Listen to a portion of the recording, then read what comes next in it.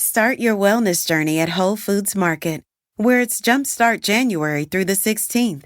Stock up on supplements with some of the year's biggest savings. Plus, save on air-chilled organic boneless skinless chicken breasts, organic Honeycrisp apples, organic large Hass avocados, and more. And since Whole Foods Market is the only certified organic national grocer, it's easy to make them your wellness destination. Jumpstart your January now at Whole Foods Market.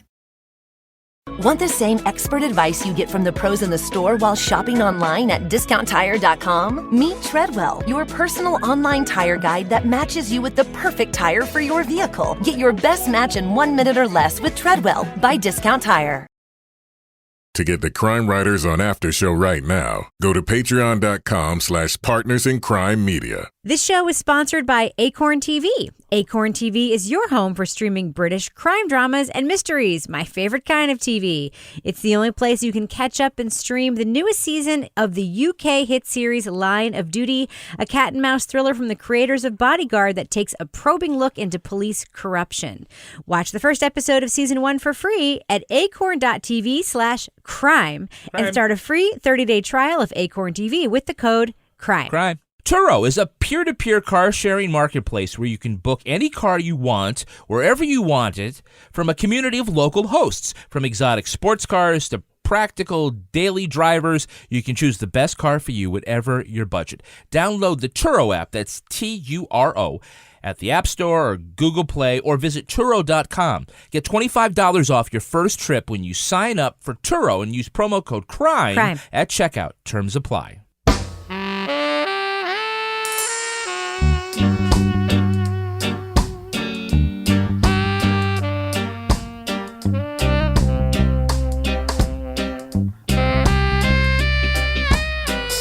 I'm Rebecca Lavoie, and this is Crime Writers On, the true crime review podcast that digs into podcasts, pop culture, and this week we'll talk about Zac Efron's turn as a real-life serial killer in Extremely Wicked, Shockingly Evil, and Vile. Then we'll get a little bit voyeuristic, but tasteful, with a look at porn star tragedy in The Last Days of August. Joining me to get that done is my true crime co-author and real-life husband, my very favorite person in the entire world, former TV journalist Kevin Flynn. Hello, Kevin. Oh, Rebecca, that's so nice to say. I wish I had something equally nice to say about you. Yeah, you can say it later in the show if you want. I'll write it down, slip it to you. Also with us is true crime author, journalist, cat lady, all of the good things, my very favorite fellow woman podcaster. Trust me, that comes up later, Laura Bricker. Hello, Laura. Hello. Oh, boy. I will wait and see with anticipation then.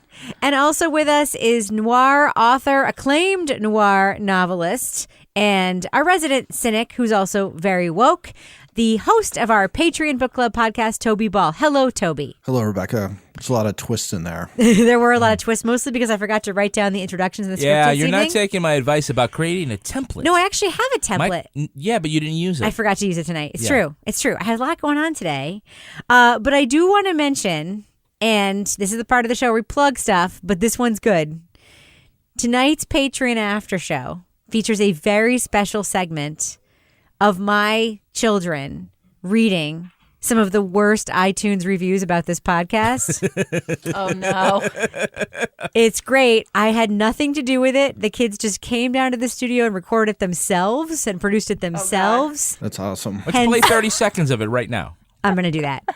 Please, oh please, Rebecca and other woman, take lessons. High and windy's painful to listen to, not to mention Rebecca's excruciating cackle. Do you hear yourself? Okay, I just want to first talk about the fact that it says Rebecca and other woman. If you're writing a review for this podcast, you should at least know the people's names by now. Okay, so if you want to hear that whole segment, you can sign up for our Patreon at patreon.com/partnersincrimemedia and listen to our amazing Crime Writers on After Show. We're also going to be talking about, even though it's a week too late, the penultimate episode of Game of Thrones. And Toby probably hasn't watched it, so there'll be no context, but the rest of us have feelings and thoughts. And next week, Lily's going to read mean tweets about us. No, we're not doing that. But there's tons of great stuff on Patreon, including Laura Bricker's amazing podcast called Leave It to Bricker, Toby Ball's Deep Dive Book Club podcast, and of course, the Crime Writers on After Show. So much stuff. on our Patreon feed. But I think we should kick off the show quickly tonight. What do you think, Kevin? Let's do it. All right. Can you please read this for me? What are we starting the show with? True Crime Update. Now, I'm going into this a little bit cold, I will admit. I hear there's a new lead in the Madeleine McCann case. Is that true? That's true. It was in the paper, so it must be true, What right? paper? The British paper, the Daily Beast. I don't know. Is that actually on paper? No. Oh, well. No. Toby and I know because we watched the Netflix documentary on the disappearance of Madeleine McCann. Yes. And the British press was crazy. Toby, as a matter of fact, I got into a conversation with somebody at work today, and she was living in England and just had a baby at the time of the case. And she said the Netflix documentary doesn't do it justice as far as the media frenzy around the case. Yeah, I was actually at a party with a woman from Scotland who said that the documentary was not well received in general. Really? Across the pond. Yeah, and we know that the McCanns did not participate because they thought that the producers were going to pin it on them. And apparently what the press is saying now is that they are telling friends that they were relieved that that wasn't the case. We did get some feedback from some listeners who were upset. I wouldn't participate in that week's taping, obviously, when you guys talked about it. But the idea that, like, you know, it's normal to go to a resort and have your kids sleep in a room or whatever, and that was portrayed as being quasi-normal. We got a bunch of, like, nasty emails about that. And I got to say, like, I know it's a huge part of the story, and I'm minimizing it by saying this, but, like, when I hear that particular detail, I kind of get it. Like, wasn't that, but that's a very polarizing idea, right? They'd be in this, like, resort and, like, leave the kids in the room and go to dinner or whatever.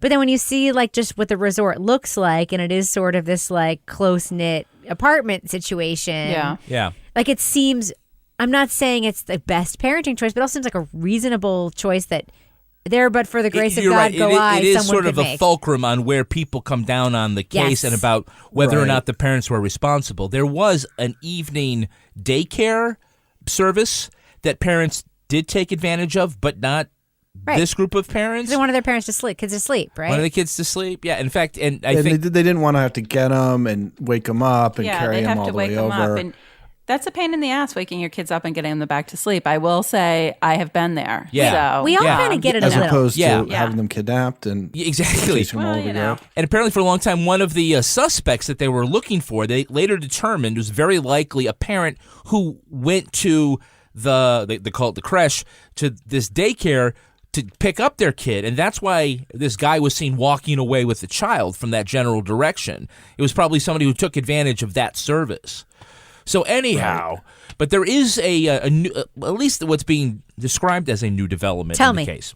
They're looking into a German pedophile by the name of Martin Nye. He's from Germany. He told a German inmate something about McCann's case that only the kidnapper would know, whatever that is. And why they're looking at Nye is that he was known to have been around that resort in Portugal, in Playa de Luz. And so some of the things that his modus operandi matched one particularly troubling scenario that they were tracking down. He was there for murdering 2 children, and their bodies had never been found, the sexual abuse of other children. He's in jail for this. His modus operandi was to steal the children. He would don a black balaclava mask and then sneak into their rooms while they slept and the parents were out, and then he would sedate the children and then remove them quietly, according to the court documents of his conviction. So he was working at a homeless center run by an evangelical church in the same area around the same time.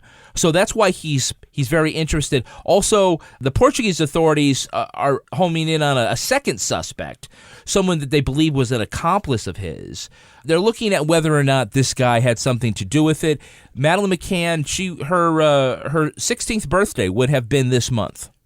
Wow. Or is this month? We don't know if she's alive or not, but Toby, this to me, it sounds like this lines up with that anecdote about the guy who would break into the resorts and lie down with the children. Do you remember that part? That creeped me the hell out. Yeah, no, it was weird, basically. I mean, the whole thing with this is that even in the documentary, there's so many different possibilities. And, you really got the sense that unless she was found or somebody confessed, like nothing was going to happen. Yeah.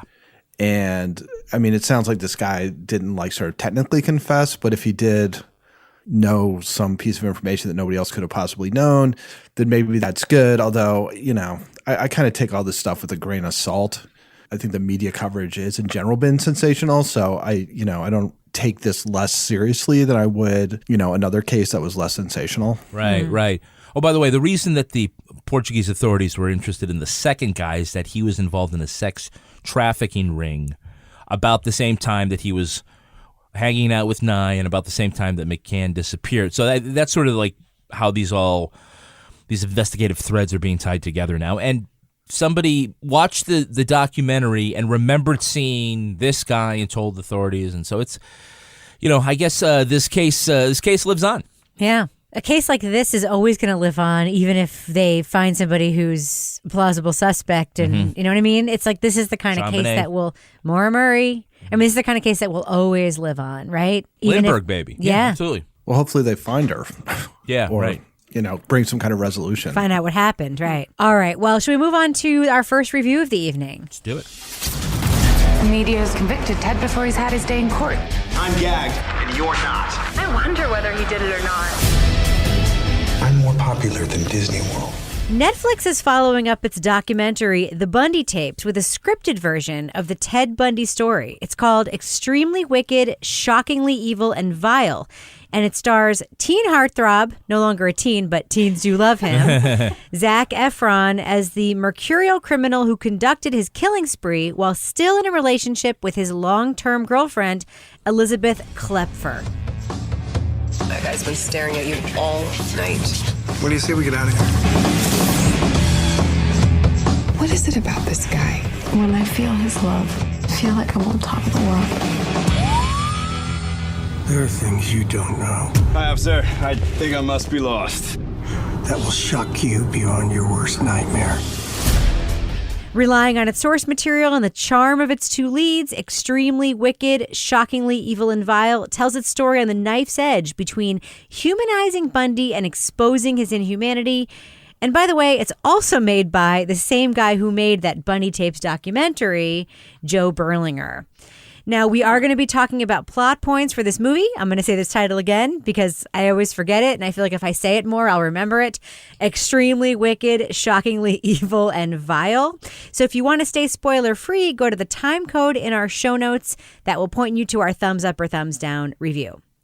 Laura Bricker, after watching the Bundy tapes, now that you've now learned that it's the same director, obviously part of some sort of like movie packaging situation, did you need another Ted Bundy movie or TV show when you started watching this film? Not really. I mean, the last one went on, and I think I was so traumatized by the ending in terms of just the circus that surrounded his execution. But this one ended up kind of, I wouldn't say sanitizing it, but it didn't show all the horrible stuff. So it was told from a different perspective. So it was kind of like the after school special version of Ted Bundy in a way. Wow. That's a really the more you know, apt, like amazing description of this that I was like, I'm going to be honest with you. I don't know where that came from. It just came out of nowhere. But watching it, I mean, I've seen on the internet, there's like a lot of feelings about this. Part of me is like, I'm okay with some of the feelings. And part of me is like, well, whatever. It's a movie that was taken from point of view. But the after school special version of Ted Bundy is an excellent. You just put your finger on my feelings about this. Toby, what are your thoughts? Like, did we need this? And what is it? Like, in general, what are your thoughts on this? My main thought is that this seemed like it was like a contractual obligation or something. It seemed like there was sort of minimal effort put into it. Like when I was over, I was like, why did they even make that? There's nothing about it that was suspenseful. I don't think I gained any insight into anything. The only person who it seemed like it made any sense for was Zac Efron, like trying to play against part, but I don't think he really, I mean, he just comes across as sort of this normal guy who this messed up stuff kind of happens to because you don't actually have any sort of experience of what he does. Not that you necessarily need to see it, but there's no hint that he's done anything other than hearing about it until the very, very end. I was kind of blown away by how bad and ill thought out and just sort of phoned in the whole thing was. I understand why you can have both. I mean, there was the time you had the OJ stuff sort of all happened at the same time. You had the ESPN documentary alongside with the FX series. So good. Yeah. We just remember just for a second how great both of those things were. There was the FX series, but then also the ESPN documentary was great. Yeah. It was amazing, yeah. I think that the movie in of itself is not bad, but the problem is, Toby's right, that for us it seemed like there was very little suspense. I think it's because we knew the story intimately well from having watched the documentary. And I think that if we had seen the movie first, the scripted movie, the Zac Efron thing, without having watched the thorough documentary, some of that stuff would come off as pretty surprised. Like I said at the time, I didn't know that he escaped from prison twice. In the documentary, yeah. Right, so if you'd gotten sort of the hour and a half dramatized version that's putting together sort of the clip show of it, right, that here are all the high points, and then dramatically they're not going to tell you this. So I think that it ended up suffering by comparison because we've already seen hours and hours of this. So it takes away all of the suspense and surprise and dramatic tension that ought to be there in the movie. Because when you tell a story like that, you either have to tell people something that they hadn't heard before or that they didn't know. And so you can get away with, doing a lot of these period biopics because people forget a lot of the details. But if you'd just seen this version of it on Netflix 2 or 3 months ago, a lot of that stuff's going to keep coming in. And part of times I'm like, wait a minute, that didn't happen. Did it like that? Because I thought it happened differently, Yeah. Mm-hmm. Well, one of the things that struck me, and I think a lot of the controversy around this film is what you mentioned. If you only watched this is a straight up glorification of Ted Bundy. It is in many ways a glorification of Ted Bundy. The documentary shows that in court, for instance, at the very end of his entire, legal stuff and, being on the run and murdering more people, the judge in court does do that speech about like how you had so much promise and stuff. But the documentary also shows that he also kind of sucked in court. Like he was not a good lawyer. He was kind of like grandiose and narcissistic and said things that made no sense. Yeah. And the movie just showed him being cool. And the documentary kind of gets into his more complicated relationship with Liz Klepfer. And by the way, she has a different name too. She goes by a couple of different names. But the movie only shows it as being a very romanticized version of a relationship that was perfect. Mm-hmm. And all you have to do is like a tiny bit of digging to realize that like it was also like kind of an abusive, awful relationship that he kept coming back to. He did try to actually kill her once. Right. Told her later. Oh. See, it's funny because her book is the source material for the movie. And, and there was almost none of that information in the documentary. Right. And in real life, she says in her book that she asked him when he was finally in prison by phone. She never visited him in prison. Did you ever think about killing me? And he tells her that he tried to burn her house down with her in it once. And like that was like something that happened. And this movie just leaves all that out. So that would have been a good dramatic detail. But I understand, like, if you are forced to watch, if you watch both the documentary and this makes more sense. Because in the documentary, we see all these women throwing themselves at Ted Bundy and like showing up at court. And this movie sort of shows that, like why one would do that. But it also takes out all the other stuff. So they're companions, but this does not, I don't think it works by itself and that way. You know what I mean? Even on those terms, just the choices that the movie makes about what it wants to spend time with and what it doesn't spend time with. Like, even if, the decision is made, it's like, okay, we're not going to show him murdering women or menacing women or any of that stuff. There are a lot of scenes that I thought were just kind of like boring. Like his escape where he's like escapes from the first time he escapes, and then he goes up into the mountains and he's like breaking into houses and living there and starving and freezing. That all seems like a lot more interesting than another scene of his girlfriend hanging out depressed, drinking in her living room. Right. And they skip all of that, with Toby, the and they go I right see to dead the people kid. Right. Haley Joel Osment. But they skip all that interesting they skip stuff. It. It's just like, oh, we found him. And then it's like suddenly he's in like partying at the Florida State campus after that whole escape thing was kind of interesting where he like dropped down into the warden's apartment to escape. Like that screams out like, show this, because it's suspenseful and and all this, and they just chose not to do it. It's like he crawls up through the ceiling, and next thing you know, he's like doing shots with co-eds. Right. No, I agree with you. And I think one of the things that's really a shame, I mean, Laura, you pointed out that you didn't realize this was source material from Liz's book. Now, Liz, by the way, is a very interesting person, Elizabeth. She is now like living basically, not in hiding, but she's like living anonymously, probably under a different name. Yeah. She did somewhat participate in the making of this film insofar as that it was her source material, and like, apparently she visited the set. But it's almost like her story is also not really in this, because we just sort of see her reacting, and we see her sort of like wandering through the world, and we see her sort of passively, with her friend, that actress from Westworld, and with Haley Joel Osment, who plays the boyfriend. We see her just sort of reacting and being. We don't actually see, except for that one kind of like fantasy getting together sequence and that other sequence of them like partying in her house.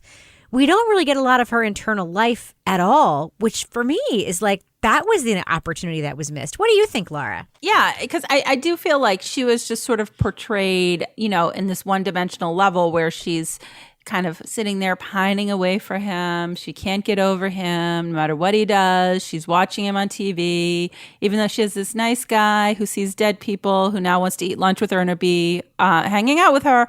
She just can't get over. So she's kind of portrayed kind of stereotypically almost, I feel like, as this woman who's been duped by him, but still believes him and still has this sort of torch that she's carrying.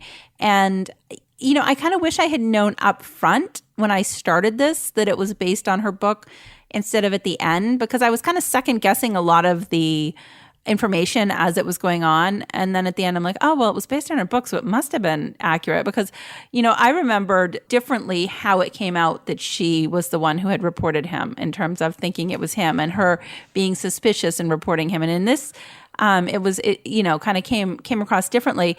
But I guess I would have liked to know a little bit more kind of about what happened to her afterwards. Right. Because we have this little thing, well, no, she's sober and life is good and end of story. I'm like, okay. Right. That's it. So I feel like it was almost like, I don't want to stereotype like Lifetime movies, but it was like the Lifetime movie sort of, take on the woman who's duped by the guy. Did you say that she never went to visit him in prison?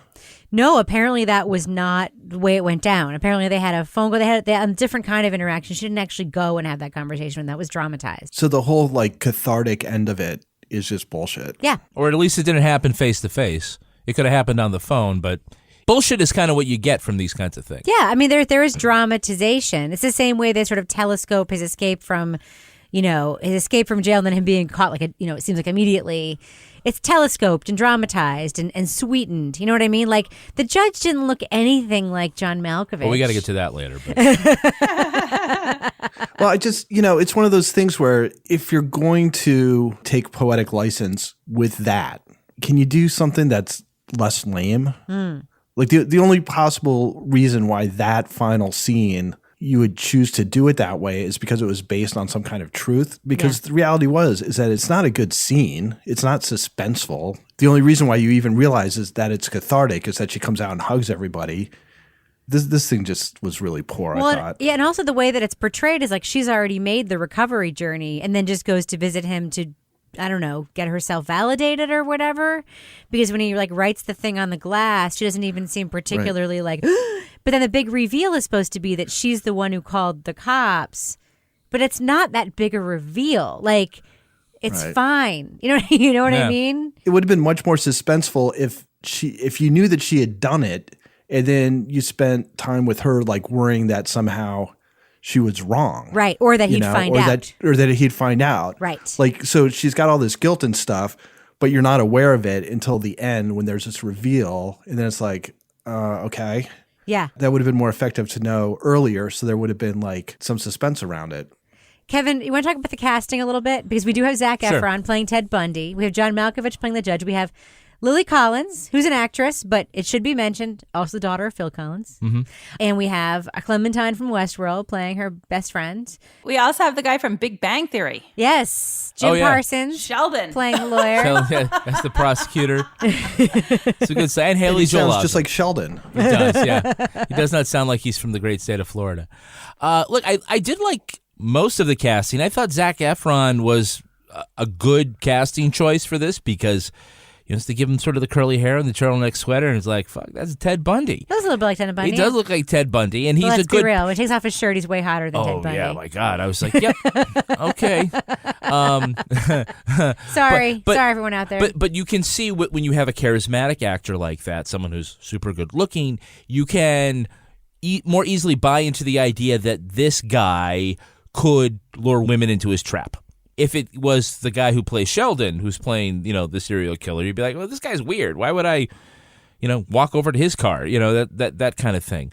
I did like Lily Collins. I thought she was good. I did not like John Malkovich. Yeah, no kidding. Because he was basically John Malkovich as a judge. Yeah, which is unfortunate. Now, this is the reason why I didn't like him, because, again, it suffers in comparison to the real stuff. The real judge, was so interesting. And like all of the lines, like his dialogue was way more interesting coming from his mouth than from John Malkovich's, because he just he had like none of that sort of Southern charm inflection. When he's calling somebody partner, it's like, if I call somebody, I said, hey, Toby, nice job, partner. It doesn't sound like the same as like when he says, hey, it's like he's reading lines for the wrong guy. Yeah. And also the fact that the judge said the line that is the title of the film. Yeah. It felt like a little bit of a stunt putting John Malkovich in that. To me, it did anyway. Say this line while we push in dramatically. Yes. Toby sent me one note that I just want to read out loud to you guys. Mm-hmm. The dog scene was so stupid that I wanted to cry. So, Laura Bricker, do you believe that if you were Ted Bundy and you went into a shelter, perhaps to adopt a dog with your lovelorn girlfriend, who had also perhaps called in a tip to the cops, which she in no way signals to you in any way, even though she believes you might be a killer, she's still going with you to adopt a dog at a dog shelter. Do you believe that if you were perhaps a Rottweiler lab mix, that you would see Ted Bundy and immediately start growling and backing up and knowing immediately that he was a serial killer? Did you almost cry when you saw that scene, Laura Bricker, or was that Toby alone that felt that way? I didn't almost cry because then the dog laid down because the dog was like, oh, shit, I better do what he says because he's the alpha. I don't know. I just thought it was kind of stupid. I didn't like how he growled at the dog. I felt like it was a little bit of a stretch. But I didn't cry. How many times have you seen that scene, though, yeah, where the bad guy cows a dog?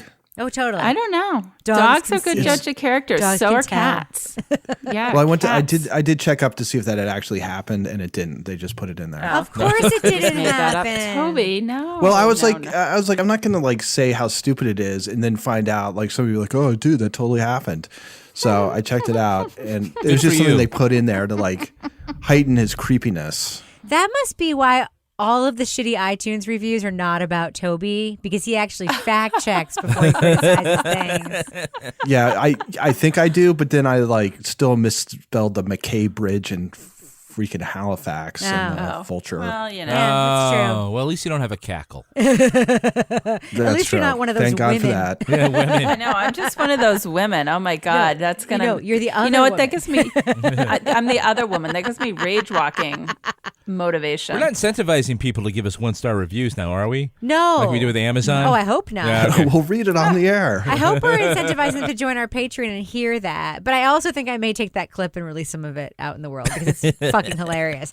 All right. Well, I think we should do what we do. I mean, it sounds like we're all sort of maybe leaning in one direction on Extremely Wicked, Shockingly Evil and Vile, the fictionalized version of the Liz Klepfer Ted Bundy story, available on Netflix. Let's give it our thumbs up or thumbs down review. Should our listeners check it out? Laura Bricker, I'm going to start with you. I mean, if you're a big Zac Efron fan and you really want to see some more of him, sure.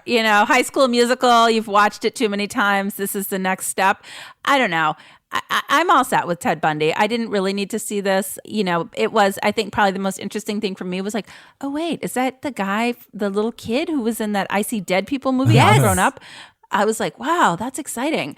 That's what he looks like now. So I would say no. I mean, it's like an hour and a half. So if you really have some time to kill, but it's not like the best thing I've ever watched. And I don't think I would be like, oh, yeah, go out and watch this.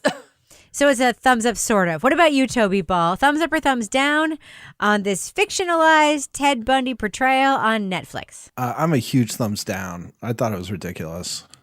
Like everything about it. From Ted Bundy walking down the street and like every woman checks him out. Like it's a Sassoon ad or something. It's just stupid. The whole thing was everything about it was bad except for nothing. It was all bad. I mean, I kind of felt like Zac Efron, like that was like kind of a good move on his part, but he didn't bring like if his name hadn't been Ted Bundy, and you just watched it and his name was like Fred Smith, like there's no like was a badass there's no killer. pathos to it or whatever. He just seemed like a normal dude. Yeah. Right. There was nothing about him that seemed off. So Yeah. I don't know. I thought it was terrible. I liked the idea of extremely wicked, shockingly evil, and vile. I think the idea of trying to do a movie where, with hindsight, it's impossible to imagine that a serial killer could have fooled so many people and had a long-term girlfriend who had a child who would have kept him in her life for so long and could have like been the kind of person that went to a library when he was literally on trial for like a horrible assault and still potentially like seduce some co-eds. Like, it's a fascinating idea to do it from that perspective. But to me, it did not deliver, even though Zac Efron was fine. I'm guessing there was a lot more like good Zac Efron stuff that was on the cutting room floor, just as there was a lot of good Lily Collins stuff that ended up on the cutting room floor. The whole thing to me ended up being kind of flat and not delivering on its premise, which, on its face, like I didn't think I needed another Ted Bundy thing, but it could have been a good movie. It could have been really good, but it kind of wasn't. I mean, we watched it. It was fine. But I got to give it a thumbs down. What about you, Kevin? Well, I'm going to give it a thumbs up, but barely. You're right. It was just fine. I think that the things that I disliked about it. Start your wellness journey at Whole Foods Market, where it's Jumpstart January through the 16th. Stock up on supplements with some of the year's biggest savings. Plus, save on air-chilled organic boneless skinless chicken breasts, organic Honeycrisp apples, organic large Hass avocados, and more. And since Whole Foods Market is the only certified organic national grocer, it's easy to make them your wellness destination. Jumpstart your January now at Whole Foods Market. Do you ever meet someone who seems kind of off? Whether it's a creepy neighbor or random phone number that keeps calling you, Truthfinder has you covered. You can search for people by name, address, phone number, email, and more. Truthfinder can be especially helpful for running confidential background checks on anyone you're planning to meet from online dating apps. Go to truthfinder.com/podcasts for a special offer. That's truthfinder.com/podcasts to access your special offer today. Want the same expert advice you get from the pros in the store while shopping online at discounttire.com? Meet Treadwell, your personal online tire guide that matches you with the perfect tire for your vehicle. Get your best match in 1 minute or less with Treadwell by Discount Tire. Primarily have to do with the fact that I already knew a lot of the good details because I had just watched the documentary. I just watched it. From the same director. First of all, I think the name is stupid. Just get that out there. It's impossible to remember. And it's What is it called? I'm going to challenge you right now. There's no longer paper. Something extremely wicked, vile. Those three words. You could have just taken one of those. The name of the true crime book would have been Extremely Wicked, and that's it. I think it was, like I said, I think it was okay. I mean, I did like Zac Efron. I missed sort of when they would do scenes where I had seen the videotape from the documentary. I found myself wanting to see that again. One of the most pleasing parts of the video was watching the credits when they played those videotapes from the scenes that we saw. But I think, for the most part, it's okay. If you really like the Ted Bundy documentary, then you might enjoy this. It's not really hot. It's kind of lukewarm.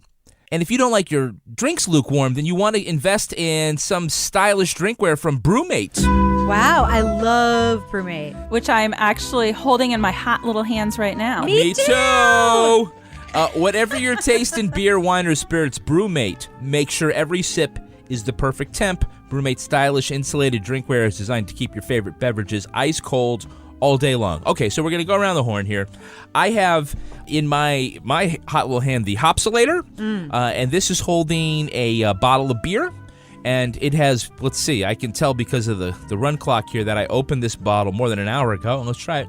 Oh, yeah. That's absolutely good. Still cold. Absolutely still cold. It's not like it uses like science to keep it cold. It's not just like squishy stuff. No, it's like a koozie, but it actually works. But can I just talk about the cups? Yeah. Because I have the That's the Imperial Pint. I freaking love this, and I also love it's the a pint, wine but glass. it's 20 ounces, not 16. Right, but I also love it. See, I have the wood walnut grain, finish? the walnut finish. It's classy AF. I right now have my favorite beverage in it, Hendrick's and Ruby Red. Oh, just not 20 ounces of that. No, Ruby Red grapefruit juice, tons of ice, a little bit of rosemary, a little bit of seltzer. It is fantastic. What I love about these cups is if you put a cold drink in this cup and then you forget about it, you put it down, whatever. I use it during the day when I'm working at home for my regular seltzer and water stuff. You pick it up 3 hours later, all the ice is still there. It's still super cold. It just looks so great. It's just not stupid looking like a lot of cold cups are. I don't know. I love it. I love the Brewmate stuff so much. Laura, I can't see you, but I'm guessing that you're drinking from the Uncorked, which is the smaller wine goblet. Well, it does hold a good 12 to 14 ounces. So I'm going to say it's a serious cup. It is. It actually holds half a bottle of wine. Yeah, I noticed that. I was like, ooh, wow. I know. It was very exciting. But I have to tell you, the one that I love, I got whatever the pint glass is, is for beer, but I use it in the morning for coffee because I like to have I need a lot of coffee in the morning. So I have half the cup before I get out of the house and take my son to school. I go do my rage walking, whatever. I come back to my car and my coffee is still hot. Yeah. Which is awesome. This is a great set of products. It's multifunctional and it's so fancy. I was showing it off today. I went rage walking with my friend Maggie this morning, and it's all sparkly and pretty, and it's I love it. Got a lot of great different styles, colors, absolutely.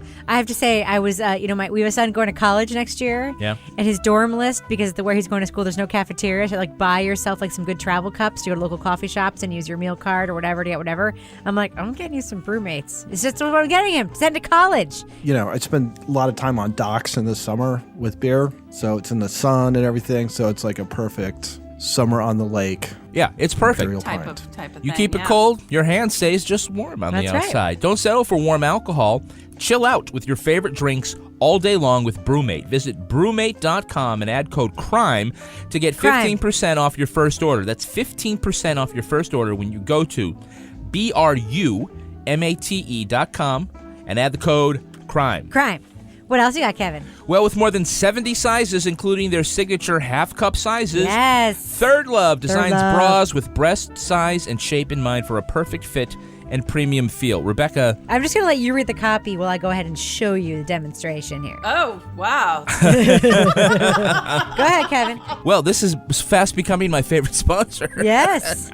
I'm not showing you my bra, but I'm just leaning back and showing Rebecca, you how great my bra I have fits. been doing the laundry. I do know what a Third Love bra looks like. Yes, you do. And I do know how you got one. Yeah. You just answer a few simple questions at Third Love's Fit Finder quiz, and you can find your perfect fit in 60 seconds. And then thanks to Third Love's 100% fit guarantee, you can wear and wash that bra, put it to the test for 60 days. If you don't love it, you return it, and Third Love will wash it and then donate it to a woman in need. I'm going to turn away from my wife and ask my good friend Laura Bricker about her brassiere. Did you enjoy your Third Love bra? I did enjoy it because you know what? Sometimes it's hard to find the exact size. Women all have some little issues. Sometimes you have one area that never fits quite right, that may be loose or tight, and in a traditionally fitted bra. And this, when you do the quiz, factors all that in. So there's going to be one that fits your particular shape, whether, I think they use some sort of fruit analogy to hone in, to give a better description. But some are oranges, some are eggplants. We know this. Yeah. Third Love knows there's a perfect bra for everyone. So right now they're offering our listeners 15% off their first order. Go to thirdlove.com/crime now to find your perfect fitting bra. That's 15% off your first purchase. thirdlove.com/crime for 15% off today. I love that you keep tapping me like I'm not going to say crime. I'm going to say You're on the you're typing stuff on the phone. I promise I will still say it. You missed it the first time, so that's why I was tapping you. All right, well, moving on. Released earlier this year on Audible, but hitting all the podcast apps only last week and therefore gaining a whole lot more traction, The Last Days of August is Jon Ronson's investigation into the death of August Ames. A successful porn actor, August died by suicide in December 2017, the week after a tweet she posted about not wanting to work with a porn actor who also filmed gay scenes went viral, leading to waves of criticism from fans and people in the industry. August's first tweet that day was, "Whichever lady performer is replacing me tomorrow for Erotica X News, you're shooting with a guy who has shot gay porn. Just to let you know, I do my homework for my body." Gay performers were offended and they told her so. Her next tweet read, "Not homophobic. Most girls don't shoot with guys who have shot gay porn for safety." The pile-on intensified, and so she tweeted, "Sorry. Honestly, I'm sorry if I offended anyone." And then August's final tweet, "Fuck you all." Now, we are going to be discussing plot points for The Last Days of August, so if you wish to remain spoiler-free, go to the time code listed in our show notes for our thumbs up or thumbs down review. Now, I want to talk a little bit about Jon Ronson. He is really a modern-day gonzo journalist who puts himself inside of stories to tell stories. He is, beloved by a lot of people who listen to public radio, other podcasts that he's done, other projects that he's done.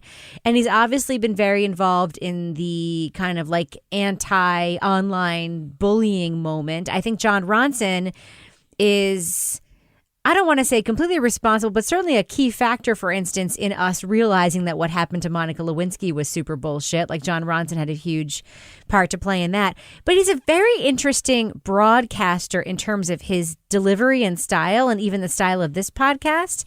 Toby, I know you're historically have been a big fan of Jon Ronson's, right? Yes. I think he's thoughtful and smart, and I think he looks into interesting things. His delivery is definitely distinctive, but in a way that I think isn't distracting and is kind of endearing. I thought he was the guy who did the Tickled documentary. He sounds like him. A little bit, except that Jon Ronson is Welsh, I believe. Yeah. And that guy's from Australia, New Zealand, right? Yeah. Right. Now, Laura, I know that you, Jon Ronson as a narrator, you think he's very soothing, and you kind of, want to, have him read you a story tonight or something? You had me a note, something along those lines. What I liked about him was that he was very, his voice was very soothing. I'm like, God, he would be a great audiobook narrator. But the way that he does his interviews and the way that he has his conversations, even when things get heated, he never seems to lose his cool. He's super fair, super just doesn't get rattled, doesn't buy into it, doesn't take the bait, which is something, I have a hard time with. I get super fired up. He had that lady that was screaming at him. People who do drugs and the gray matter in their mind and the things that it affects and the clarity that they don't have are not respectable people to give their opinion on the facts of a death of another human being that they probably weren't good to, weren't close with, didn't care about, and now they're willing to talk about it.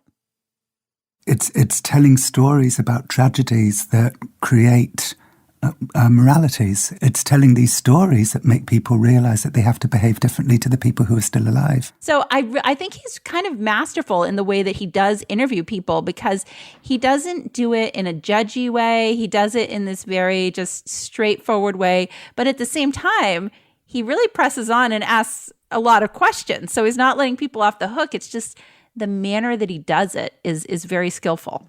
Now, Jon Ronson does make a point of saying in an early episode that even though people in the porn industry are speculating that August Ames did not die by suicide, that in fact she may have been murdered, and maybe by her husband, Kevin, he makes it very clear early on, this is not what this is.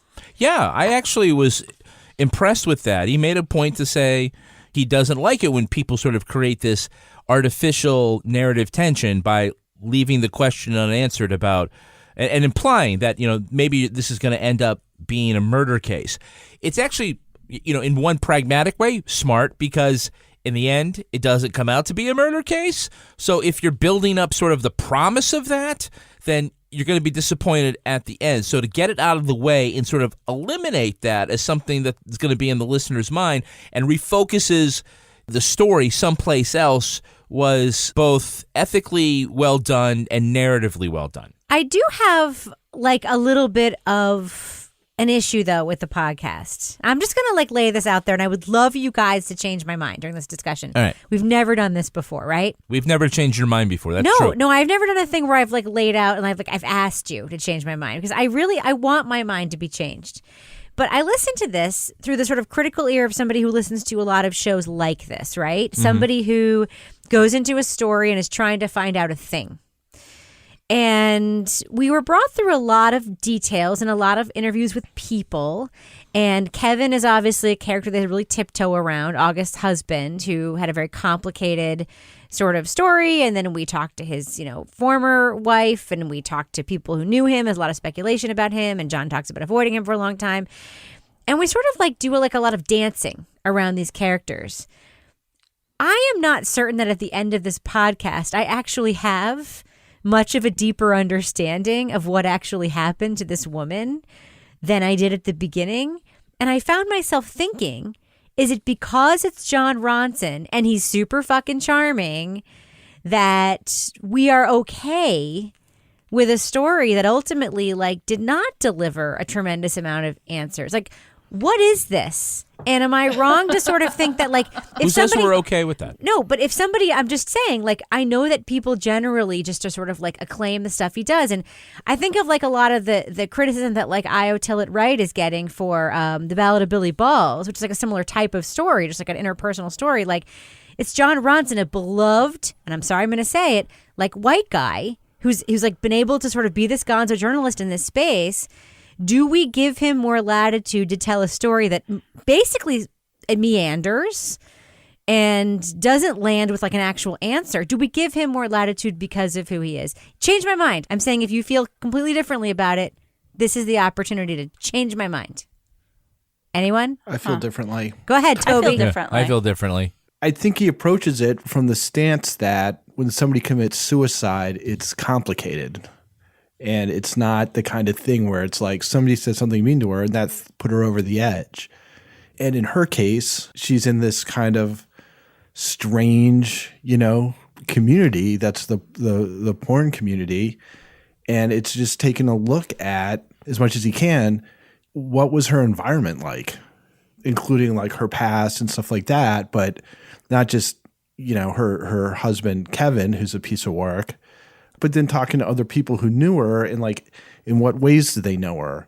What is it like to be in that community, which is, it's a complicated place. I mean, it's interesting when they talk, you get this sense that they like to think of themselves as this community where they're generally supportive and things like that. But at the same time, they're constantly saying, yeah, well, everybody's fucked up and nobody went to college, so everybody's uneducated and living through their adolescence as adults in this scenario, right? Right, and all the women have daddy issues and all this stuff. So it's this sort of dysfunctional group trying to be a community. So I thought it was a way of looking at it in a way that was a little more realistic and sophisticated than even what Kevin and some of the other people are trying to talk about, which is this was the thing that put her over the edge. This was the thing that put her over the edge. It's that's not exactly the way it works. Right. Well, everybody seemed to take a side. They wanted John to be telling a specific story. Kevin is obviously a big part of the catalyst for this. I just want to point out you were right. You told me it would be a hand grenade. You were right. I didn't listen to you. And now I'm visiting Kevin at his home out in Camarillo. Kevin's hand grenade comment relates to something we'd talked about back in January when this was still a story about social media bullying. Kevin was about to release his statement, and although it wasn't my place to say, I had offered him a warning. It's going to be like setting off a hand grenade, and is that definitely the right thing to do? Yeah, I think the business might need a hand grenade. Laura, what did you think about Kevin as a character? I mean, because a huge part of this podcast is John exploring what he thinks about Kevin as a character. And there's a lot of speculation, and there are a lot of voices in this talking about Kevin. But ultimately, there's nothing that's really an indictment of Kevin insofar as there's no like history of domestic violence. You know, even his ex-wife, who like seemed like she was going to be sort of the Kevin whistleblower, is ultimately like, yeah, he was just like emotionally distant. But he also comes off as like not a sympathetic character. What did you think of this guy, Laura? I just thought he was a creep. I mean, I just didn't like this guy. I felt like, I guess, you know what it is? Number one, I can't get my head around how somebody, you know, you could be married and your husband is just like totally cool with you having sex with all these other guys. I mean, and then that I have a hard time getting my head around, especially when you're hearing reports about some of the other guys maybe not treating her, you know, particularly well during filming. But he just seemed like he came out the gate, and that was sort of the, you know, what kicked off this story, blaming her suicide on these two other actresses who, you know, came out on Twitter after she had made these remarks, and he's blaming it on them and cyberbullying. But it just seemed like there was so many inconsistencies in what he said that even though there was like no big like smoking gun with like, oh yeah, this is what's going to really tip Kevin over the edge, it just seemed like, you know, even like something like how long the electricity was actually out for and whether or not he actually drove around all night looking for her and actually no, he was just sitting at the Sheraton doing whatever. I had a moment where I was like, when I found out about the cancer cat, I was like, maybe the cat with cancer is why he's so fucked up, but I don't know. I just thought he was a creep.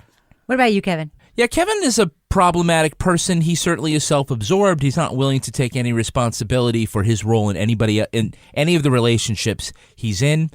I mean, if I'm going to play pop psychologist and just guess at sort of, you know, the kind of person he is and what, you know, he's being emotionally motivated by in his relationships, he understands that these women in his mind are, I don't want to say damaged goods, but they are, you know, that he has enough self-loathing that he feels like I am going to pursue women who have other issues because I will measure up to somebody like that. You know what I'm saying? Yeah. And saying, why would you continue to pursue women in the porn industry as, you know, people, like you say, that have addiction problems or have daddy issues or have all these other things?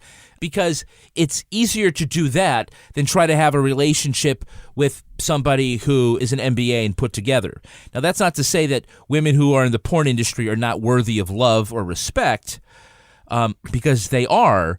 But, you know, he had a very astute observation about the blind leading the blind, and he meant that sort of emotionally and mature-wise, that it's a bunch of damaged people all interacting with one another. Yeah. And because that's, you know, most clean-cut, white-collar Americans just aren't setting up, you know, porn studios. I mean, there's a reason for that. So to me, that was the most sort of interesting moment in the podcast. And this is what I think is unfortunate about it, right? Because John Ronson leans on like investigative details, like calling the power company to find out for just how long the power was out at the house and like the hotel reservation. It's all very like, it's set up in a way, even to the very end, we never are relieved of all this sort of like ominous investigation like stuff. Like, you know, he and Lena watched the raw video of what actually happened to August on set. And, you know, Lena very accurately describes it as exactly what August says she experienced at the hands of this awful guy. What's always stood out to me most on shoots isn't how the performers behave while the camera is rolling. It's how they behave when the director calls cut. Usually when a director calls cut, performers remain engaged. Sometimes they'll take pictures with one another to post on Instagram. Often they'll have such good chemistry that they just keep on having sex. When the director in August and Marcus's shoot calls cut, August backs away. She stands up straight, looks down at the floor, and avoids eye contact. And it all sounds very like, okay, this is, you know, leading to like an investigation. And really, the end of this, the takeaway is we are all fucked up because John Ronson confronts Kevin and says basically like, you are a child who you've also never matured. You were also stunted. You also have issues like daddy issues and family issues. And yet you're older and more established. And this ecosystem is where women come into this looking for sort of protection and like guys like you do it. And what do you think? And Kevin is like, yeah, that sounds about right. Yeah, see, those are the fruits of the investigation, right? Right.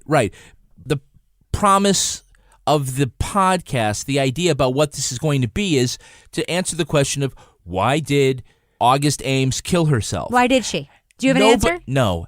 Nobody has an answer. Right. And nobody will have an answer because that's the complexity of suicide. And while there are all these other sort of contributing factors, Kevin may be a super asshole. And he may be abusive on some level. But even when you look at that, you can't say that's why she committed suicide. Right. You can say he's or you probably can say the a Twitter liar, thing is right? Right. These are all stressors and Right. they're aggravating Right. factors, but you can't say that's why she committed suicide and that's why this other one didn't commit suicide. Right. If you wanted to look at the porn industry, which he already did in The Butterfly Effect, that's one thing. But sort of the idea, we're going to find out what happened to this girl. It's almost easier if it was a murder because you can answer that, but you can't.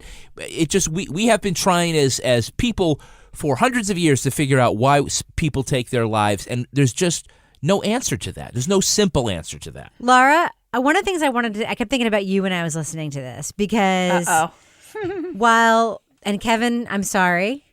While I sort of assume that Kevin might know who Jessica Drake and August Ames are. I've heard of Jessica Drake. Well, Jessica Drake was also a Trump accuser. She's represented by Oh, Gloria yeah, Allred. okay, She yep. said that, Trump had tried to pay her for sex.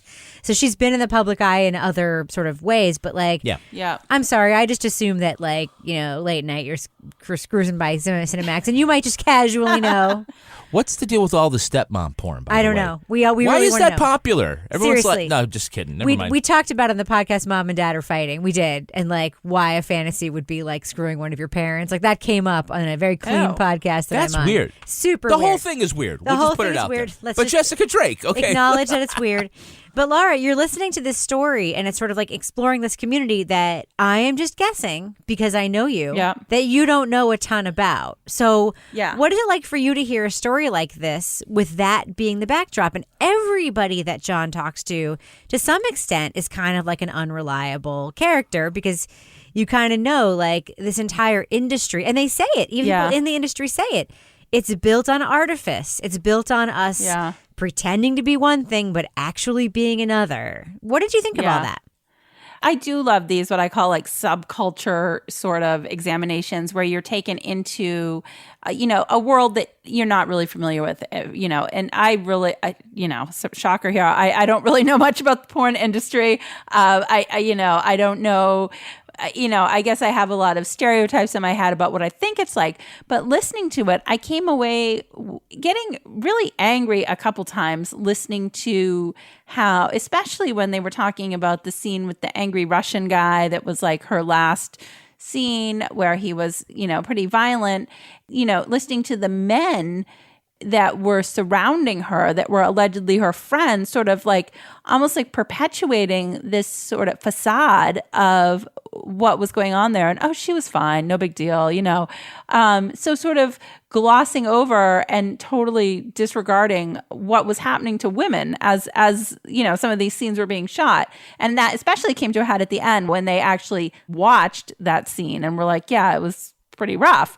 It was really bizarre to me to listen to, first of all, girls that are just out of high school, leaving home, and they're going to make and this is where they end up. But then all the men that are involved in sort of different roles in Casting this community. couch. Please tell me you're going to talk about the casting couch. Oh my God, the old man, what did he say? I've had sex with 5,500 women. I don't remember. I'm like, what in the fucking, what is this? So, and you're listening to that audio recording where she's like, oh, blah, blah, blah, blah, blah, blah. How you see the future? My true passion is in ethnographic research and writing. Everything's so happy. And I'm like, this is so fucked up. I mean, sorry. I mean, just super dysfunctional. And how can anybody think that this is functional? I'm sorry. I don't know. Laura is still scandalized that Bridget the midget was at the strip club She near was. her house. She is a midget. Yeah. She's also a porn actress. Yes, she is. Yeah. Yeah, she's not just a stripper. She's in movies. So I don't know. I was a little bit upset about the way that the women were treated based on the way that the story was told, especially August. I felt like, God, this, I don't know. Now, Toby, John Ronson really does play the role of like sort of casual reporter on this. I mean, he's reported on the porn industry before, as he mentions, and as we know from his other podcasts. He's invited to the AVN Awards. He gets to sit at a table. Everyone in the industry knows him. He gets that access to Jessica Drake. He doesn't belabor the dysfunction of the porn industry. He kind of lets the people in the industry do it for him. But what do you think when you listen to a podcast like this? And this is the backdrop. I mean, is part of you like, okay, we know we're being sex positive. We know we're being choice positive. We know, like, what we want to do is create an environment where we can go into this kind of work and we can just feel like that's their choice and that's what they want to do. But also, it is surreal. And as a listener, you are sort of charged with bridging that divide. How does that go for you when you listen to something like this? That's a good question. I guess part of, especially in this, is listening to how people talk about their own industry, I guess, because it does. I mean, it does seem kind of surreal, and it's kind of hard to wrap your head around the choices that people make to go into that industry. There wasn't like a point at which we're like, okay, look, we're going to spend 5 minutes sort of describing the industry, but you do get these little snippets of kind of information about how the dynamics work. And, there's a lot of, 3 or 4 times, including the producer says that they want to make the point that there's a lot of women who choose to be in the industry, who make good careers, who make good money, who are sort of in charge of what they do and what they don't do and things like that. My sense is there's probably a lot of others who don't have that kind of control over their, quote unquote careers. And then the sort of window you get on the men who are sort of in that industry, it's weird. Like they talk to like Lexington Steele, who's like a prolific male porn actor in the back seat of his Porsche outside of a strip mall. Like that's where he wants to meet. So it's a weird combination of a lot of things going on there. And then this guy who's kind of the guy who got the tickets that pissed Kevin off. Yeah. And like him being sort of on the periphery of it. And there's that director and the agent and Kevin himself. You kind of listen, you kind of try to read between the lines a little bit, but also, especially the porn industry, I think is something that people they already have an idea of what it is. What you're hearing is either confirming that or it's disconfirming it. It's sad. I mean, for the most part, like, even though I'm not saying that it's sad for every single person who's involved or whatever, and that, people can't make the choices they want to make. But the idea that, and, I only say this because they were saying it about them, that was the way people in the industry describe themselves in this podcast. But there's a lot of damaged people showing up in this industry where really the support system is, similar people. So, you're all kind of pulling together, but it doesn't seem like there's much stability that's there on offer to kind of help people kind of deal with their issues in a very, effective way. What, Toby, you don't think it's enough to sort of get people to testify on video as they're leaving their job and hold their check in their hand until they do so? Like, did you have a good day today or not? The fuck? That was fucked up. I get that all the time. That made me so angry. Yeah. No, I completely agree with everything you said. Kevin, I have one final question for you before we do our review. Yeah. What did you think of the whimsical, happy, This American Life-ish music that was the entire soundtrack to this podcast, even when super dark things were being talked about? I thought it was a little weird. I guess, was it his brother who did it? I think maybe. Also someone named Ronson. Yeah. Not Mark Ronson, a different Ronson. Not Johnson, but Ronson. But didn't it only just sort of play at the end? No, it played all the time. Oh, I guess he'd be talking about something super dark, and they would just play that really tinkly music. A couple of weeks after I interview Yoshi, he contacts us again. He says he's going to be in New York, and he has something that he wants to show us. So can I open it? Sure, please. Okay.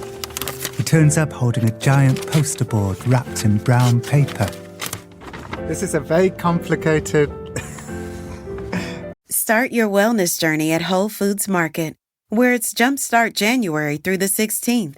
Stock up on supplements with some of the year's biggest savings. Plus, save on air-chilled organic boneless skinless chicken breasts, organic Honeycrisp apples, organic large Hass avocados, and more. And since Whole Foods Market is the only certified organic national grocer, it's easy to make them your wellness destination. Jumpstart your January now at Whole Foods Market. Do you ever meet someone who seems kind of off? Whether it's a creepy neighbor or random phone number that keeps calling you, Truthfinder has you covered. You can search for people by name, address, phone number, email, and more. Truthfinder can be especially helpful for running confidential background checks on anyone you're planning to meet from online dating apps. Go to truthfinder.com/podcasts for a special offer. That's truthfinder.com/podcasts to access your special offer today. Want the same expert advice you get from the pros in the store while shopping online at discounttire.com? Meet Treadwell, your personal online tire guide that matches you with the perfect tire for your vehicle. Get your best match in 1 minute or less with Treadwell by Discount Tire.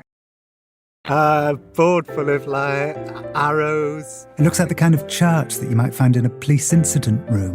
But instead of a crime syndicate, it's all pictures of porn people with Kevin in the middle. Each photograph is connected by a complicated system of arrows and dots. Yeah.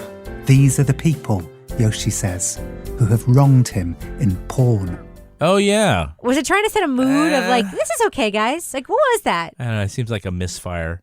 Yeah. And maybe it's just very, to me, when I talk about the Jon Ronson stuff, that's what I'm talking about. Yeah. Yeah. Well, I got to say, there's not a lot about this podcast that I particularly cared for. So I hadn't thought about the music all that much. Let's find out what you think, shall we?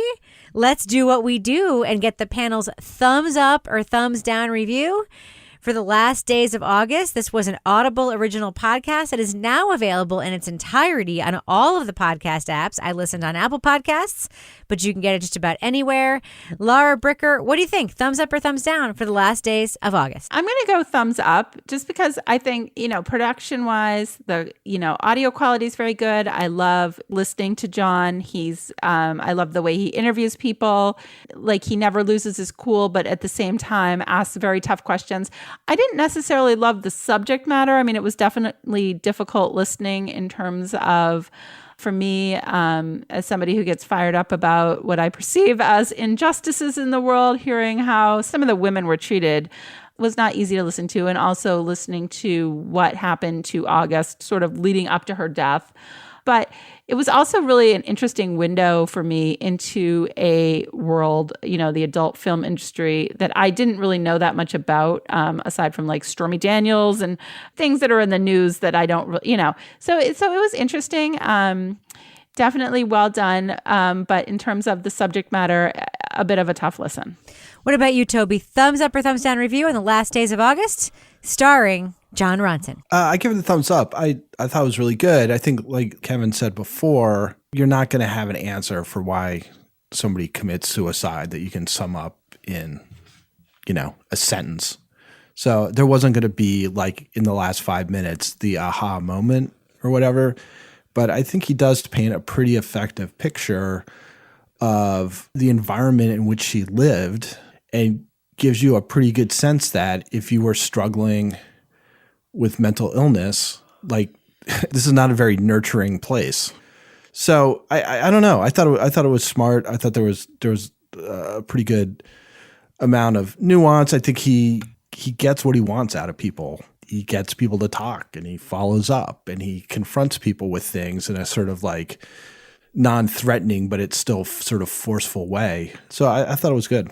I have really mixed feelings about this podcast.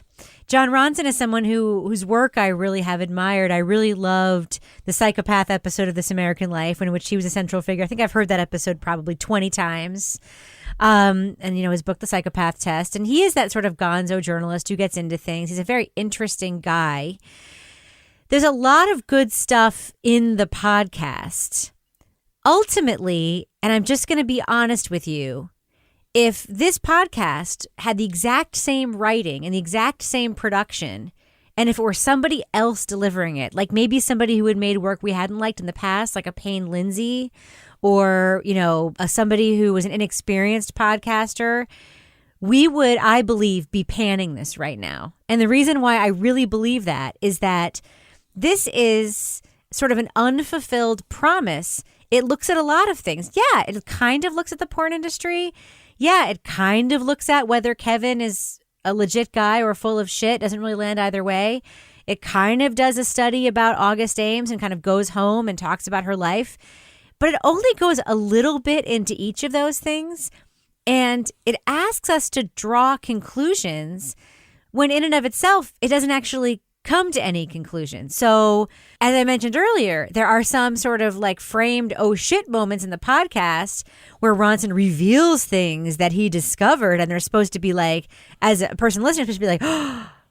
But then ultimately it doesn't land. That's not the conclusion we get to. We don't get to whether or not there was any kind of malfeasance here or not. It just ends up being like, this is a fucked up situation that this very troubled person was in, and it led to this tragic conclusion. That is the story. And yet we have 7 episodes where we are sort of led to believe it might be doing something else. And I do believe that if this were anybody other than the very, very charming and charismatic and ethical and stand-up guy, John Ronson, that we would be panning this podcast. So I have to give it a thumbs down, because that kind of is my takeaway. What about you, Kevin? I'm a thumbs down. I liked the title. I thought it was the most clever thing about it. The Last Days of August, about a girl named August who commits suicide. Otherwise, I didn't really enjoy much of what I heard. There are, to me, no enjoyable characters here. Nobody likable. Nobody I heard that I thought was at all redeeming. It just seemed to be one interview with one unlikable person after another. So I was really down on it. And the idea that in the end, if we're going to find out why somebody committed suicide in this particular case, it's not something that you're ever going to be able to answer. And so to attempt it, I think was wrong. It reminded me of Hanged in that way.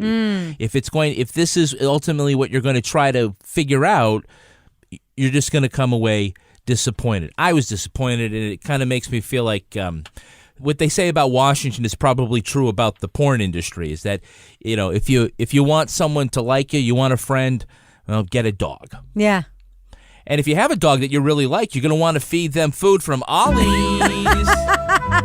Ollie, yes. Ollie has changed our dog's lives. Your dog's health is as important as every other member of your family, and it starts with what you feed them. Ollie offers vet-formulated recipes and fully transparent ingredients to give your dog the healthiest food possible. And we're talking real, all-natural food that even people can eat. It's real food. Yeah, no preservatives. Everything's sourced from U.S. family farms. This is the kind of food that, like, our dogs are picky. One of them is. One of them's picky, all right? I'll say that the dog, he will eat the food, but, like, you put it in the bowl, right? And it could be his favorite meal, and you put it out there, and he will stare at you and not touch it. Until you add something. He's waiting for you to come over and throw a second thing in. Piece of cheese. Cheese, Yeah, crumble he's up a treat. trained us well. He's trained us well. We tried this. Dog lasted for 3 minutes, and Yeah. he gave up, and he said, this smells too good, and he can't do it. Yeah, and our other dog, who loves eating everything, she's like so surprised that we are giving her this amazing food. It's like a home-cooked meal that she's getting at every meal. Really, I have to say, can I just say one other benefit of this dog food? It might be in the ad copy, but I just want to say it. I know what you're going to say. The pooping situation, it's incredible.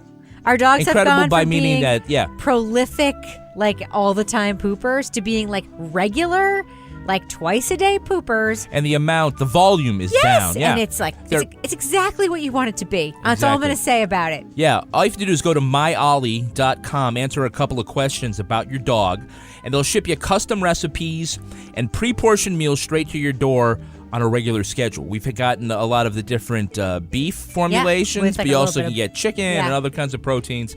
Shipping's free, and if your dog doesn't like the meals, have a money-back guarantee. Best of all, Ollie is offering our listeners 60% off your first box of food, plus a free bag of treats at myollie.com/try/crime.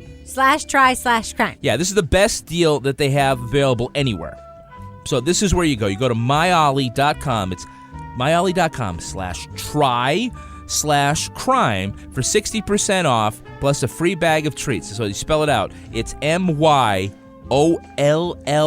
myollie.com/try/crime. I can't believe we just talked about poop in an ad. What else you got, Kevin? Well, you can you can own iconic luxury items at unreal values with The Real Real, the leading reseller of authenticated luxury from top designers. Shop from designers like Louis Vuitton, Gucci, Rolex, Cartier, and hundreds more at up to 90% off retail. New arrivals come in daily, and every single item is authenticated by The Real Real's team of experts. You can shop and consign women's and men's luxury fashion, as well as fine jewelry, watches, art, and more. Shop online or visit one of their stores in Soho or West Hollywood, or visit one of their luxury consignment offices in Chicago, Dallas, Miami, San Francisco, and Washington, D.C. Rebecca, I'm thinking road trip. What do you think? Ooh, that sounds fantastic. New customers receive an automatic $20 off at checkout. So shop in-store, online, or download the app, and you'll get 20% off select items with the promo code REAL. Real. That's therealreal.com, promo code REAL. For 20% off select items. Now it's time for my favorite part of the podcast, a little something I like to call the crime of the week. The week. Winner, winner, chicken dinner. You wrote that. I did. It was supposed to be a laugh line, yet none of you laughed. I'm laughing. I'm still thinking of the hot chicken, so I'll laugh. On the inside. A South African man faces charges after convincing the staff at a local KFC that he was from the head office and ate free chicken for 2 years. Local papers say the unidentified man is a university student who passed himself off as a corporate employee sent to do quality control. The man would walk into the kitchen, take notes, and sample anything he wanted. The elaborate ruse included business cards with just his name and the quote, head office. He even pulled up to a KFC in a limo driven by a friend so they could all eat. The fast food workers were always eager to please the imposter because they didn't want to get into trouble with corporate. It seems that fear knows no borders. It's unclear how authorities were able to detect this serious case of foul play. You like that, huh? You like that joke? But social media is loving the story and hailing him not as a criminal, but as a chicken-loving genius. Not all heroes wear capes, Rebecca. So my question for you, panel, is, have you ever availed yourself or received a perk that you were not technically entitled to?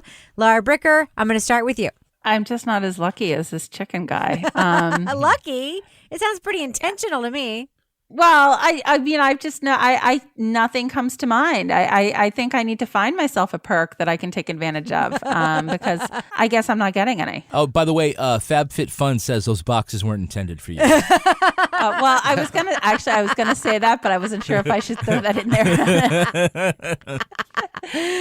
They send a lot of FabFitFun boxes. Well, let me just say, if they don't have an ad this week, but we can talk about it when they do. Summer box is pretty great. Toby Ball, what about you? Have you ever availed yourself of a perk that you were not actually entitled to? First of all, I don't think 2 years of Kentucky Fried Chicken is much of a freaking perk.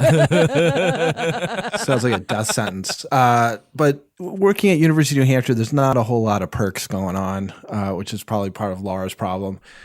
But when I did back in the day when I was working in D.C., there were corporate Orioles tickets, which I was pretty low on the totem pole. And one rainy afternoon when the Indians were in town, it somehow made its way down to me and a couple of my friends.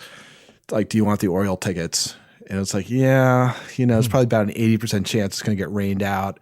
We're like, yeah, you know what? We'll go up there. If it gets rained out, we'll go to Fells Point. And actually, it ended up the skies cleared, and we had a very nice time drinking beers, watching the Orioles. Wow. Well, that is what a great story, huh? Very exciting perk. I have one that I continue to do, which is not dissimilar to this story, except that I might be fired from my job if I tell you, but I'm going to tell you anyway. Yeah. When we have fund drives at the public radio station where I work, we get donated food for the people who are pitching the fund drive. And we have a wonderful person who works at our station, Beth, who's like one of my favorite people. But she's basically like the free food police. And this poor Beth has like so much to do, like actually important things. And every fund drive, like every day, she has to send a stupid email to the whole staff being like, reminder, if you're not pitching the fund drive, the pizza's not for you. It's for the people who are actually working. Just reminder. And then occasionally she'll send out an email later saying, hey, everyone, you know, even though you're not pitching, there's extra pizza, so go help yourselves, whatever. Like she has to be on top of it because I work with a bunch of animals who will just eat whatever is put in front of them. But I will admit, I am in fact one of those animals. And even when I am not pitching or producing, I will sometimes walk by the kitchen, sneak in, grab a plate, grab a slice of pizza, and then walk out of the kitchen with it kind of like behind my back, like a super asshole who didn't listen to the rules. And the one time I was caught, I was like, don't you know who I am? They do. You work there. I literally work there. Yeah, I was just like joking and trying to get away with it, but it's not a good habit. What about you, Kevin? Did you ever get a perk that you haven't been entitled to? Sure. You and I both did. What's that? This fall, we were at my cousin's wedding. And we were all dancing, having a great time at the banquet hall, and we noticed that the other wedding in the banquet hall next door had a photo booth. Seemed more fun. So we walked over to the other place, and we posed in the photo booth, got our photo, and so we don't know who Sarah and Dan are, but best wishes. We and do. thanks. And it says it on our photo. Yeah. Happy wedding, Yeah, Sarah whatever and it was. Dan. Ah. All right. We should probably end on that note with all of our dishonesty laid out to bear, except for Laura's, who apparently is the most honest person in the world. She's full of shit. She just can't remember. Laura Bricker. Before we end the show, do we have a cat of the week this week? We do have a cat just because I can't stop looking at the picture. I'm so mesmerized by Jennifer Little McCord's cat, her tabby cat that she put in a little Hawaiian shirt. Nice. Jimmy Buff cat? Yeah. The Jimmy Buffett cat. He's a little parrot head cat, which just goes back to my quest to get the cat tiki hut put down at the Wyndham St. Thomas for the island cats there. So it kind of reminded me of that, but I loved her little cat. And apparently he has a total beach attitude because he just showed up at their house one day, walked in and was like, hey, how's it going? I live here now. So I'm kind of behind that. I think he seems like a very cool cat. And he tolerates the outfit, which my cats do not. So nice job, Jennifer. All right. Well, Laura Bricker, if our listeners want to reach out to you and nominate their pet to be cat of the week, it doesn't have to be a cat, as has been firmly established on the show, how can they find you online? At Laura Bricker. And I would like to mention also that the Animal Kingdom continues to support Kevin. Yes, Kevin Flynn. Kevin P. Flynn. We have Cats Against Cancer. And we have a nice cat raising his paw in the air, Remy the cat, Jude's cat, Remy. Kind of looks like Super Cat, like kind of like Superman has like one paw out in front of the other. Yeah, he looks like a fencer in that fencing pose. Yeah. Yeah. So cats for Kevin. Yeah, we love those cats. Can you be convinced to even like cats in these circumstances, Kevin? I think that we can all get together and make an appreciate. exception? Yeah, make an exception for Cats Against Cancer. So, Laura, what's your Twitter handle again? My Twitter is at Laura Bricker. And Toby Ball, folks want to reach out to you and say they were also at that Orioles game. Maybe they were with you on the Jumbotron. How can they find you online? At TobyBall NH. And Kevin Flynn, if people want to send their felines or other animals to you to wish you Dogs Against Diphtheria, love and support in your time of need, how can they find you online? I'm going to be at Kevin P. Flynn. And if you want to follow me on Twitter or Instagram, you can find me at Reb Lavoie. You can also follow the show on Twitter at Crime Writers On. And I encourage you strenuously to join the amazing community in our official Crime Writers On discussion group on Facebook. We also have a regular Facebook page. Support our show on patreon.com/Partners in Crime Media, and you will get the Crime Writers On after show right now. For this show, you'll get it. You'll hear my kids reading the shitty reviews of this podcast on Apple Podcasts. You can also get Married with Podcast, Toby Ball's Deep Dive Book Club podcast, and Laura Bricker's Leave It to Bricker Investigative podcast. Our theme song was performed by the New York Ska Jazz Ensemble and used with permission. This show was recorded in the Yoga Loft above the Bodega in Bay St. Louis, Mississippi studio, otherwise known as Studio C, the closet in our basement where the 2020 AVN Awards show will be taped in all of its nude glory. On behalf of all the crime writers, thanks so much for listening. We will catch you later. And this week, we'll talk about Zac Efron's turn as a real-life serial killer and extremely... This is so hard to fuck... Why is it so dark? It feels like it's extra dark in here tonight. I'm going to start the whole thing again, and I'm going to get through it in one take. You guys ready? I'm Rebecca Lavoie, and Are you starting now? Yes. Okay.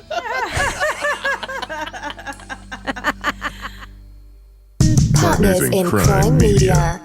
Own iconic luxury items at unreal values with The Real Real, the leading reseller of authenticated luxury from top designers at up to 90% off.